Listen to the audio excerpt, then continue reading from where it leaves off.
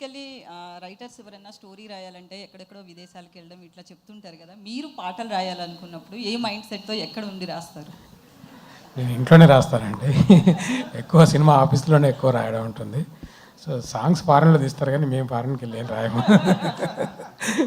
So డైరెక్టర్తో కూర్చొని రాస్తుంటాం generally. Nitin గారు,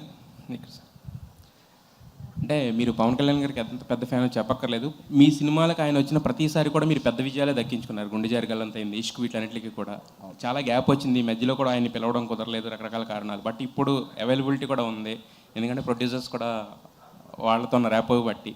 మరి ఈ సినిమా రిలీజ్ ఈవెంట్ కానీ ఎందుకంటే మీ గుడ్ వైబ్ అది కాబట్టి, మీ పవర్ వైబ్ అది కాబట్టి ఏమైనా పిలిచే అవకాశం ఏమైనా ఉంటుందా? So definitely function date fix అయితే ఒకసారి రవి గారు, నవీన్ గారు, ముగ్గురు మీద కలిసి మాట్లాడతాము. తను ఫ్రీ ఉంటే చూద్దాం. తను if is busy then we can't force him కదండి. శ్రీలీల గారు, ఇప్పుడు అందరూ రాబిన్ హుడ్ అనేది ఈ ఫంక్షన్ జరుగుతుంది, ఇంతకుముందు యాంకర్ గారు చెప్పినట్టు కూడా. బట్ ఇప్పుడు ఆవిడ పిలవడం కూడా కిసిక్కు దెబ్బలు పడతాయి.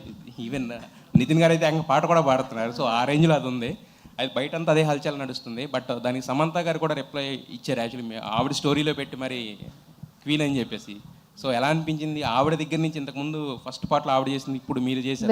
వెరీ గ్రేట్ఫుల్ అని. And such a wonderful person. నిజంగా ఎక్కడో ఐ వాజ్ ఆబ్వియస్లీ కొంచెం nervous and all of that.